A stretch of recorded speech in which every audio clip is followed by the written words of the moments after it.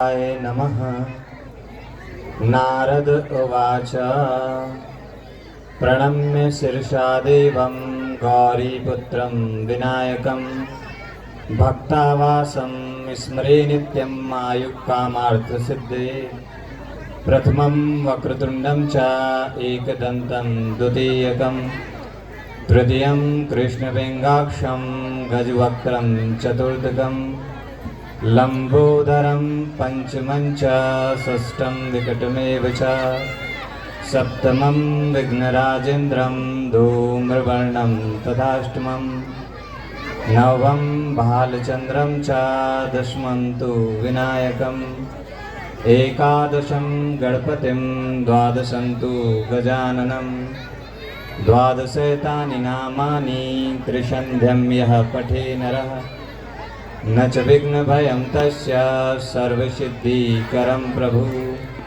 विद्यार्थी लभते विद्यां धनार्थी लभते धनं पुत्रार्थी लभते पुत्रान् मोक्षार्थी लभते गतिं।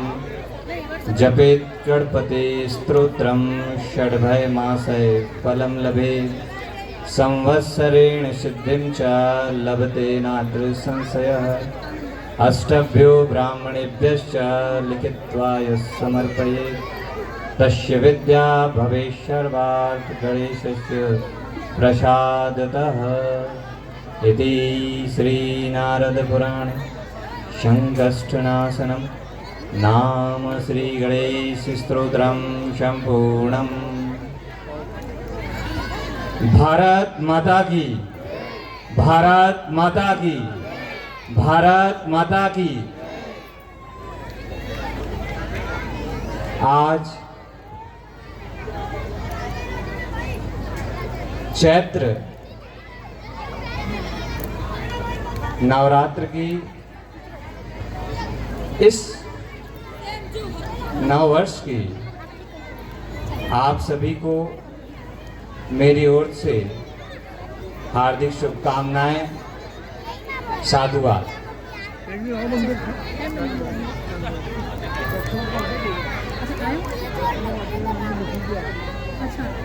धर्म जागरण मंच, हिंदू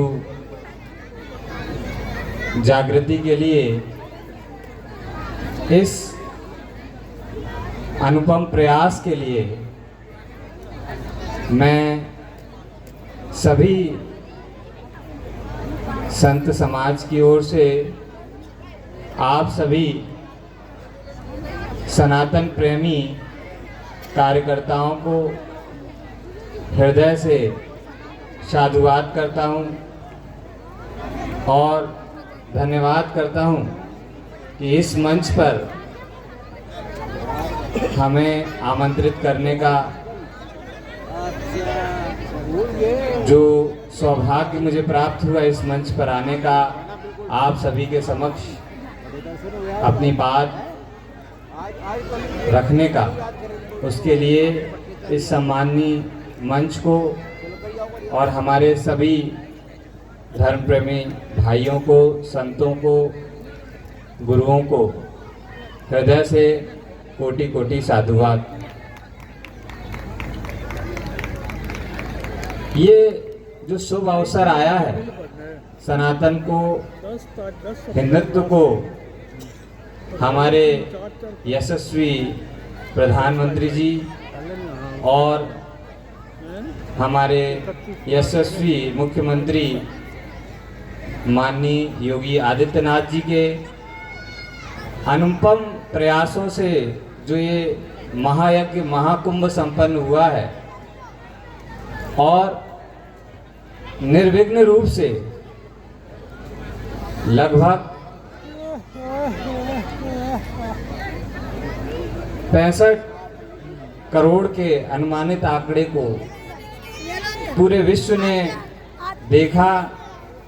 इस पर्व की जो उपलब्धि है, उसकी जो महिमा है, उसका जितना भी वर्णन किया जाए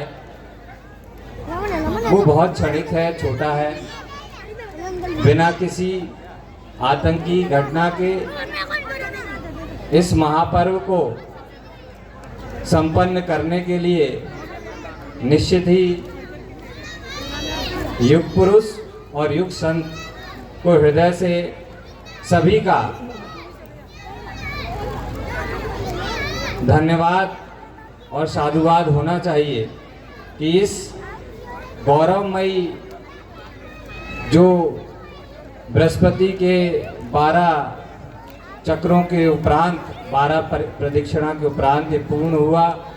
144 वर्ष बाद इसे कहा गया कि महाकुंभ है।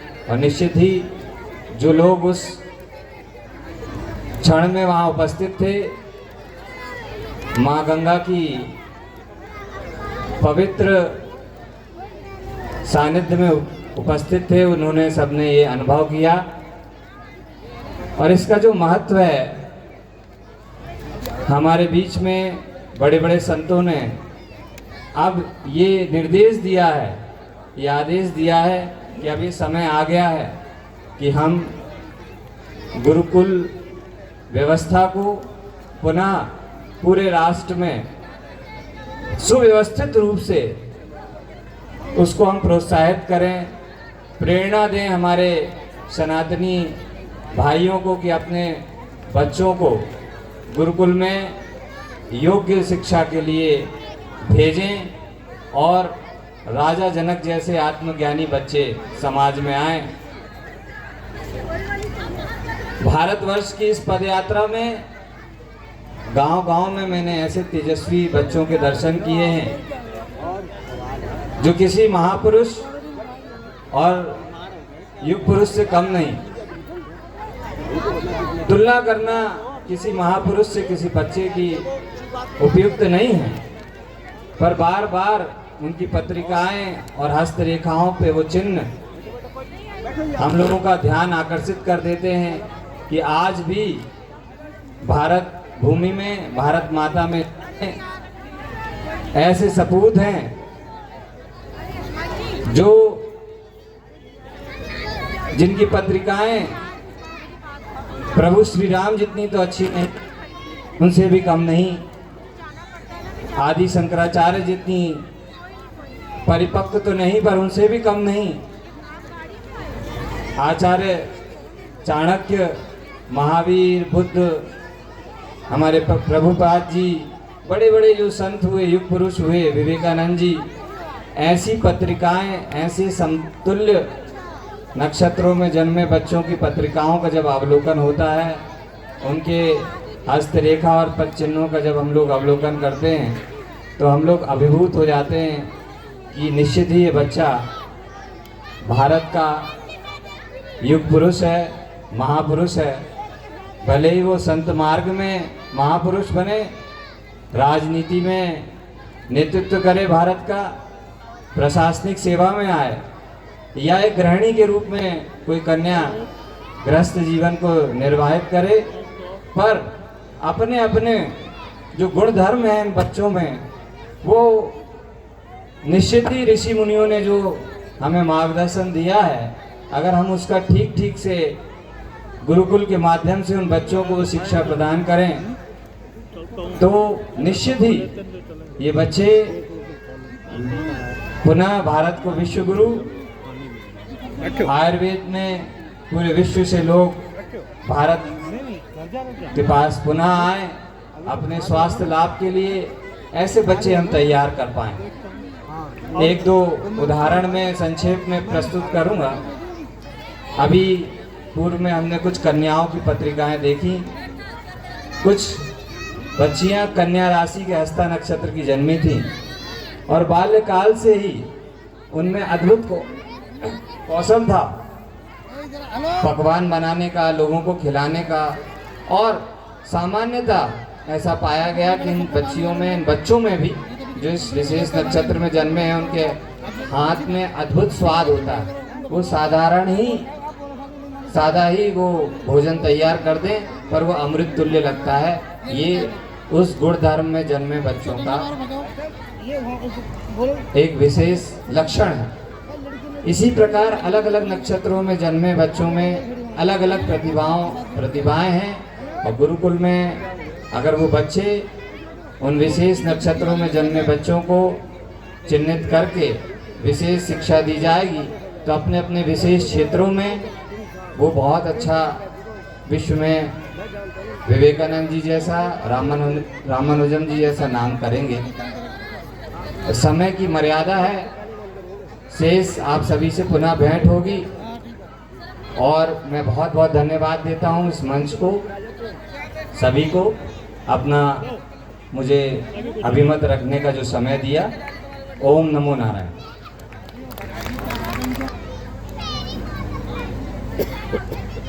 हरे कृष्णा। मैं समय पूछ रहा था कितना है हमारे पास, तो उन्होंने कहा जितना आप कर सके। मैं कहा 7 दिन कथा कर ले, तो उन्होंने 7 मिनट काफी। हरे कृष्णा। तो आप सब जानते हैं इस्कॉन रोहिणी मंदिर बहुत सुंदर, पूरे दिल्ली का सबसे सुंदर मंदिर अगर आप देखेंगे। एक एक जगह ऐसी है जहाँ पर फोटो खींचने का मन करता है, खिंचवाने का मन करता है, और हर जगह भगवान की सुंदर सुंदर लीलाओं का जो है उसमें प्रदर्शन किया गया है। हमारे जीवन का लक्ष्य यही है कि हम लोग अंते नारायण स्मृति, अंत समय में नारायण की स्मृति हो जाए, भगवान का कोई लीला याद आ जाए, उनका नाम मुख से निकल जाए। ये परफेक्शन ऑफ लाइफ है। लेकिन बड़ा दुर्भाग्य है हमारे इस भारत के वर्ष का कि जहां पर हमारे पास हर चीज उपलब्ध है, उसमें भी विशेषकर भगवत ज्ञान हमारे पास है, लेकिन दिया तले अंधेरा है। सुना आपने कहावत, दिया तले अंधेरा। हम लोग बड़े बड़े मंचों से बोलते हैं भारत विश्व गुरु, भारत विश्व गुरु, लेकिन किस चीज में विश्व गुरु? हम देखते हैं टेक्नोलॉजी में अमेरिका, चाइना कितना आगे है, साफ सफाई में ये देश कितने आगे हैं। अभी हम लोगों ने, नई सरकार ने कुछ नई सिटीज बनाने की कोशिश की है, लेकिन भारत तो गांवों का देश। हम धीरे धीरे गांवों से शहरों में आ गए और शहरों से स्मार्ट सिटीज की तरफ जा रहे हैं। लेकिन इस दौड़ में हमारे समाज में जो विकृतियां आई हैं, उसको ठीक से पहचान ना करने के कारण दुर्गति भी हमारी हो रही है। पहले लोग गांवों में हम देखते थे, एक कुटुंब होता था, उसमें कई भाई, कई बहनें, सभी रिश्तेदार एक ही परिवार में रहते थे। बाबूजी के इशारे पर पूरा परिवार चलता था। समस्याएं आती भी थी, लेकिन परिवार मिलकर उसको सहन कर लेता था। आज न्यूक्लियर फैमिलीज हो गई हैं शहरों में। हम लोगों ने परिवार छोटे कर लिए, शादियां भी वहां करते हैं जहां पता चलता है ऊपर में 1-2 नहीं है। बड़े खुश होके करते हैं कि अच्छा सास नहीं मिलेगी, वेरी गुड, इधर कर देते। अच्छा ससुर भी नहीं है, ये तो आज ही कर दो जी। आगे पीछे और कोई तो नहीं है, 4 भाई हैं, वो फिर तो रहने दो। अब तो ऐसे परिवार भी बंद हो गए जहाँ 4 भाई हो या 2-3 बहनें हो। अब वो समय आने वाला है जब कोई किसी को मासी नहीं कहेगा, कोई किसी को फूफा नहीं कहेगा, कोई किसी को ताया ताई नहीं बोलेगा, चाचा चाचा। एक संतान वाला भारत हो गया अभी।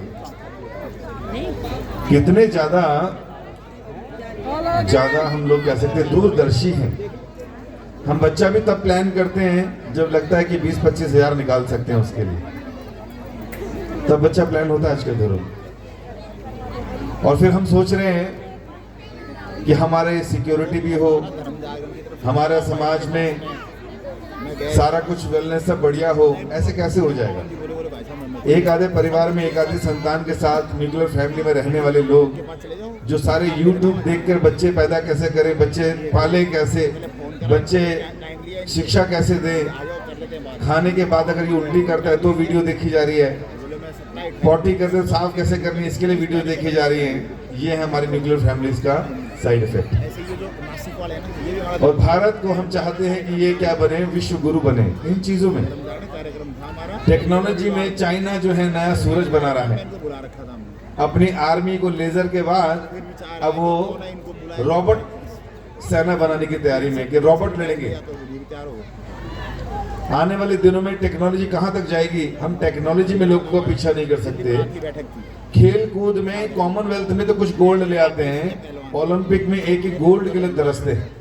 ये हमारे प्रांत संयोजक धर्म वैसे तो भारत में प्रतिभा की कमी नहीं है, इनवाइट किया तो ये भी आ गए। लेकिन हमारे यहाँ पर भ्रष्टाचार इतना है, हमारे यहाँ के लोगों में वैमनस्य इतना है कि हम इन्हीं चीजों में फंसे रह जाते गुरु माँ वो जो है प्रसाद बिहार वाले, हैं। और अगर हम चाहते हैं कि भारत विश्व गुरु बने, लेकिन इन दोनों तो तो भी ज्ञानानंद जी बता रहे थे कुछ विभूतियों के नाम, ये विभूतियां ही रह गई, इनको लोगों ने घरों से भी निकाल दिया फोटो के रूप में।